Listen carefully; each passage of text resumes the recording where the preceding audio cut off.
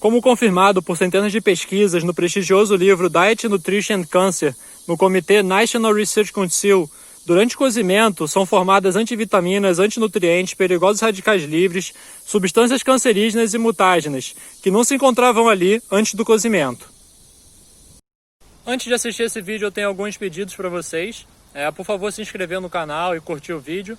Isso ajuda o YouTube a distribuir para mais pessoas. Se vocês puderem comentar também, isso aumenta, né, a distribuição também.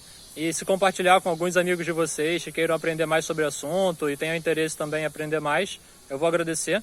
Se você é uma pessoa que chega comentando sem conhecer nada sobre o assunto, né, nem leu os comentários anteriores, já chega comentando, né, por favor, não seja essa pessoa.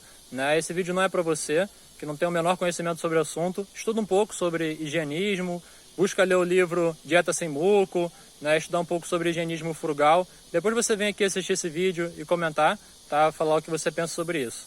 Valeu? Então pode assistir o vídeo aí e espero que vocês gostem do conteúdo. Como eu faço para saber se uma planta é comestível ou não? A primeira coisa de tudo que eu tenho para dizer para vocês, acho que é o mais óbvio, né, estudando muito, né, pegando lá o nome científico da planta, aprendendo a identificar a planta, sabendo o gênero da planta, né, a família dela, sabendo se ela tem espécies que são venenosas próximas a ela, né, no gênero botânico dela, na família botânica dela. Depois que a gente tem o nome científico da planta e que a gente tem certeza de qual planta a gente está querendo ingerir, a gente vai colocar o nome científico dela lá no Google acadêmico e vai digitar toxicidade do lado. E aí vão aparecer todas as pesquisas sobre a toxicidade da planta, né? Então a gente vai saber ali se a planta tem algum efeito mutagênico, se a planta tem toxicidade, tem algum efeito colateral, alguma coisa assim, né? Tem que ler os estudos mesmo, geralmente, né? Para a gente ter certeza mesmo do que a gente está fazendo. E sempre o conhecimento a mais é muito bom também, né? Quando a gente já tem a proximidade com especialistas ali naquele gênero, ou pessoas que já têm um pouco daquele conhecimento, é sempre bom a gente se aproximar de pessoas que já estão próximas a isso, né? Isso vai adiantar muito a nossa pesquisa e o nosso desenvolvimento nesse sentido. Feito isso, depois que a gente pesquisou ali e deu uma olhada nas propriedades da planta e viu se ela tem efeitos, né, colaterais, alguma toxicidade, alguma coisa assim, alguma substância que possa causar algum tipo de câncer, alguma coisa assim. Depois que a gente faz isso, a gente vai olhar para a planta e observar como é o sabor dela, como é o gosto dela, como é a textura dela, né? São os fatores organolépticos da planta, né? Como é o sabor dela, o aroma, né? E tudo isso vai dizer para a gente se a planta realmente é um alimento para o ser humano ou não, né? Por que eu estou dizendo isso? Porque eu vejo muitas plantas sendo recomendadas como plantas alimentícias, mas que muitas vezes eu não considero elas como plantas comestíveis, né? Então, por exemplo, o peixinho da horta é uma planta que muitas vezes é recomendada como uma planta comestível e eu sinceramente não vejo ela como uma planta alimentícia, eu vejo ela muito mais como uma planta medicinal, né? Se você pegar o peixinho da horta ali, provar a folha dele, você vai ver que ele não tem um gosto muito atrativo, é um gosto meio amargo, né? A própria textura da planta com aqueles pelinhos ali, né, já não é gostoso para o nosso paladar. Muita gente insiste, né, em empanar o peixinho da horta e fritar ele, mas isso muda muito, né, a estrutura da planta, muda muito a forma da planta e não é uma coisa tão gostosa assim, né? Mesmo assim não é tão gostoso, né? Ainda assim você colocando limão, fritura, sal, enfim, uma série de coisas aí para poder modificar bastante o gosto, né? Mas se você observar mesmo a planta, ela não é muito gostosa. Então eu vejo ela mais como uma planta medicinal do que qualquer coisa, né? Eu sempre busco olhar dessa forma, olhar como é a estrutura do vegetal na forma natural e como é o sabor dele ao natural. Sempre que sugerem essas receitas, né, com muita adulteração, né, ainda mais quando tem que fritar a planta, torrar a planta, colocar 1 quilo de açúcar para fazer uma geleia, né, eu olho para essa receita e falo, não, parou. Isso para mim não é alimento para o ser humano, isso aí tá fora de... Não entra em questão, isso não entra em questão, entendeu? E é isso, para mim pelo menos é isso, por isso que eu busco, né, sempre estudar sobre as plantas e entender um pouco melhor sobre como é a forma de consumo dela, qual é a melhor forma de consumir aquela planta, sempre buscando consumir ela da forma menos danosa para o nosso organismo, né, para a gente ter um consumo consciente, um consumo saudável, e é isso que eu busco fazer, né? Então, ultimamente eu gravei um vídeo falando sobre os aspargos de Ora Pronobis, que é uma planta que eu costumo consumir bastante, é uma planta que eu utilizo como uma das plantas que são base da minha alimentação, né, e que eu falo bastante sobre ela também no meu curso online. Então eu cultivo os aspargos de Ora Pronobis. Aqui eu vou mostrar para vocês os aspargos de Ora Pronobis Godsefiana, que é uma variedade de Ora Pronobis rara e ameaçada de extinção, que chega a ter 35% de proteína vegetal e com uma alta disponibilidade, né? E se vocês observarem a textura da planta, vocês vão ver que é uma textura atraente, que é uma textura mucilaginosa, né? Pouco fibrosa. Então isso tudo já é um indicativo também de que ela é alimento para a gente, né? Para os seres humanos, né? Todo animal na natureza consome o seu alimento como ele está na natureza, né? Todo alimento cru, né? Sempre o animal consome o alimento cru. Nenhum animal prepara o alimento no fogo. Só o ser humano faz isso, né? Eu não estou dizendo que a gente nunca deve consumir um alimento cozido, né? É só uma questão da gente entender melhor quais são os que a gente vai manter e quais a gente não deve manter na alimentação, e entender um pouco mais sobre as formas de preparo e quais são as formas menos danosas da gente preparar os alimentos, e dessa forma a gente conseguir manter um equilíbrio na nossa alimentação, sempre de uma forma mais saudável, né? Então isso que eu busco passar no meu curso online, né? Então eu vou mostrar para vocês aqui os aspargos de Ora Pronobis Godsefiana, para vocês darem uma olhada. Aqui eu tenho alguns aspargos dela, vocês podem ver aqui, né? Você vê que a textura dele é bastante atraente, né? Uma textura mucilaginosa, assim, né? Os brotos tenros geralmente eles são mais atraentes e menos fibrosos. E os aspargos eles são cultivados quando a Ora Pronobis ela fica de lado, assim, né? A gente coloca o ramo principal de lado, então começam a brotar alguns aspargos. Esse aqui brotou já e eu acabei não vindo colher aqui, né? Que eu plantei bastante aqui em casa e às vezes eu não venho nessa parte aqui de cima. Então aqui tem mais alguns aspargos brotando nela. Esses aqui são os mais jovens. Vocês podem ver que na parte mais alta ela brotou mais aspargos, né? E aqui, seguindo o ramo central dela, se vocês observarem, o ponto central dela aqui tá para baixo, né? Então isso fez o quê? Fez com que as gemas dela, as células meristemáticas, começassem a produzir os aspargos, começassem a produzir os brotos, né? Então é assim que a gente produz os aspargos. Pega o ramo central da planta, vira ele de cabeça para baixo, coloca ele de lado assim, né? A gente pode colocar ele de lado aqui também, poderia apoiar ele aqui nesse guandu, né? E aí o que acontece? Esses ramos aqui de lado vão todos eles começar a produzir os aspargos, e assim a gente vai colhendo eles, né? Aqui, por exemplo, eu tenho mais alguns aqui, estão bem bonitos também, bem atraentes. Eu vou colher eles hoje, vou fazer uma salada bem bonita aí com esses aspargos. E então é isso, né? É uma forma da gente entender melhor quais plantas a gente realmente deve considerar como alimento para o ser humano, principalmente as plantas que a gente pode consumir cruas, conhecer essas plantas, né? Então, dentro do meu curso online eu busco passar todos esses conhecimentos, né, sobre quais plantas a gente deve consumir cruas, receitas de formas de consumo mais saudáveis, né? Ou então plantas que a gente deva desidratar, né, para poder ter um consumo mais agradável. Então eu vou mostrar aqui uma outra planta que é uma punk, é considerada uma punk, mas que muitas vezes as pessoas tentam fazer ela refogada, como uma planta convencional, ou até mesmo consumir ela crua, e não é muito gostoso, né? Ela fica mais interessante num suco verde ou no suco da luz do sol, do terapia, que também são algumas coisas que eu vou ensinar a fazer no meu curso online. Então vou mostrar aqui essa planta, que é a tapoeraba, né?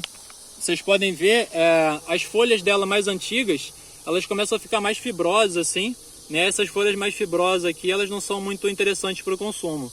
Mas esses brotos jovens aqui, essas folhas jovens, que são interessantes para a gente poder consumir. Então colocar algumas delas assim no suco verde, no suco vivo da luz do sol, pode ser interessante, mas sinceramente eu não me sinto muito atraído por essa planta, né? É uma planta que eu cultivo com a finalidade de consumo humano, né? Eu faço da base da minha alimentação outras plantas que são um pouco mais interessantes, né?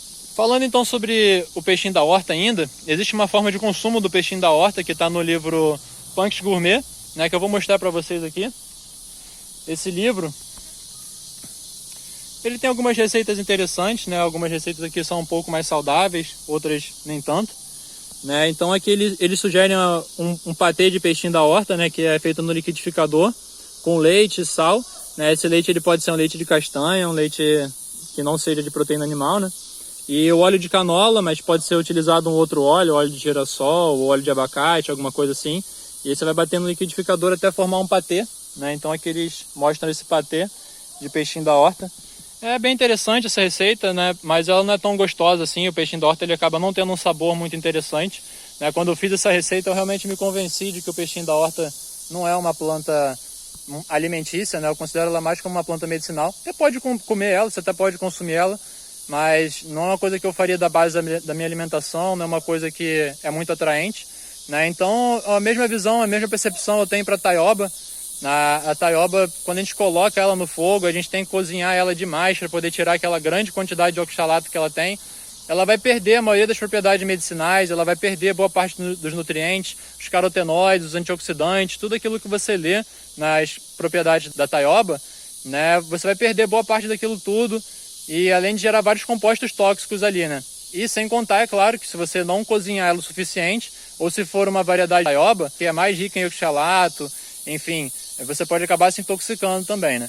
Então, sempre que a gente tiver que torrar alguma planta, sempre que a gente for fazer um consumo estranho dela, assim, né, ter que cozinhar ela durante muito tempo, por exemplo, até as próprias folhas do aipim, né, tem algumas regiões que se utilizam a folha do aipim como uma planta alimentícia, né, mas tem que ficar cozinhando isso aqui 2 dias, 3 dias, sabe? Para mim é uma coisa, assim, meio insana, né? Não é uma coisa normal, assim, né? A nível de natureza, a gente cozinhar uma folha durante 2 dias para consumir, né? Se a gente levar em consideração que a gente evoluiu durante 10 milhões de anos na face da Terra, né? Milhões e milhões de anos, sem utilizar o fogo para se alimentar. E todo animal na face da Terra está vivo sem utilizar o fogo para se alimentar, né? Então eu acredito que a gente tem uma capacidade de adaptação e de diversificar a nossa alimentação com plantas cruas muito grande, né, dada a nossa capacidade de conhecimento e de estudar e entender melhor o que a gente pode cultivar e o que a gente pode consumir. Então basta a gente estudar e aprender, né, que a gente vai conseguir ter uma alimentação mais saudável, mais natural, baseada em plantas, sem problema nenhum, sem ter proteína animal na nossa alimentação, enfim, e conseguindo equilibrar tudo da melhor forma possível. Então os conteúdos que eu passo no meu curso online são bastante voltados para esses ensinamentos, né? São voltados para a parte de agroecologia, de agrofloresta, né? Aqui eu estou numa agroflorestinha aqui em casa.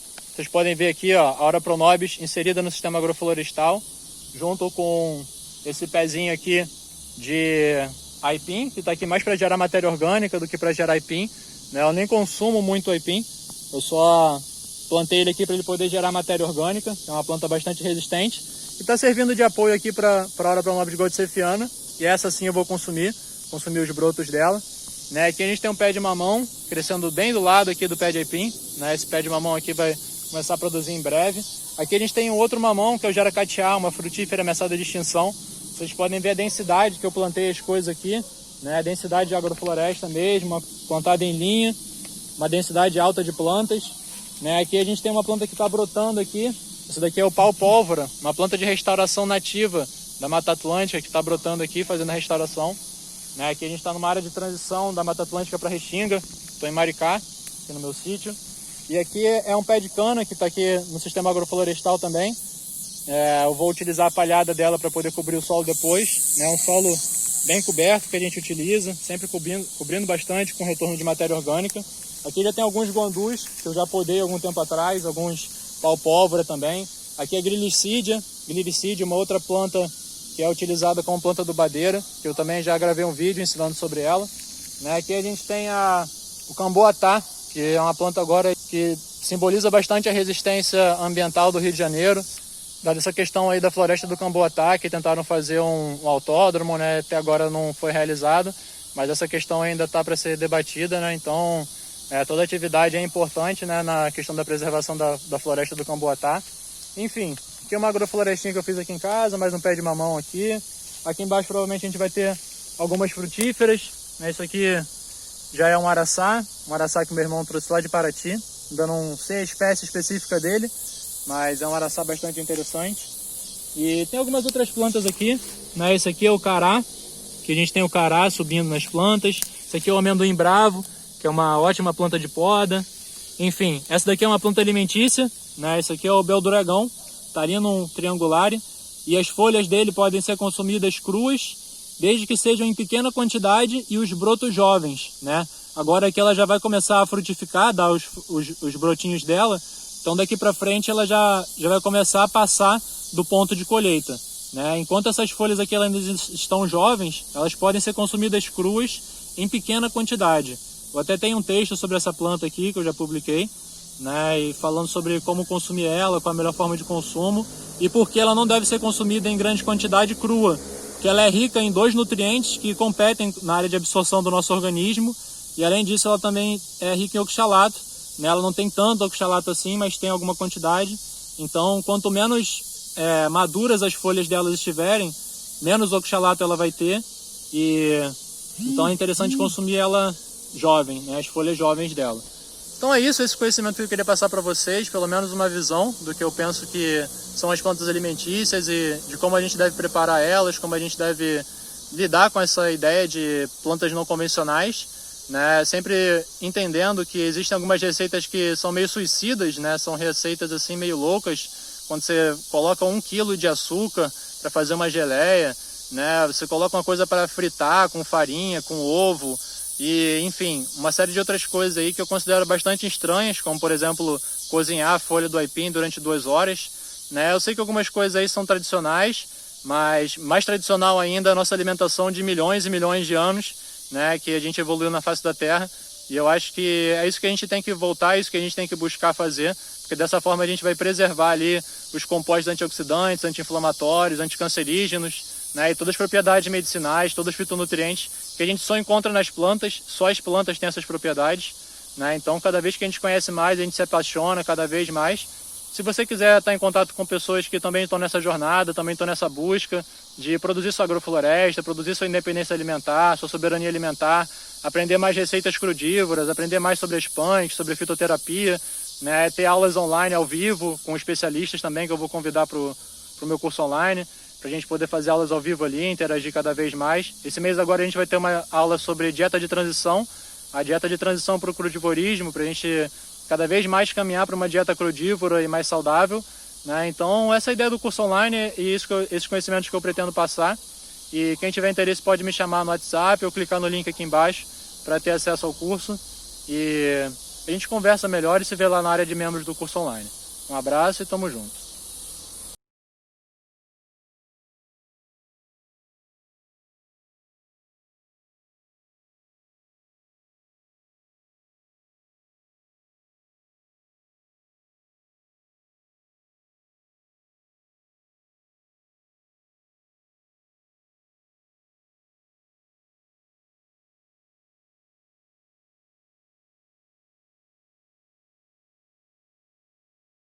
Taioba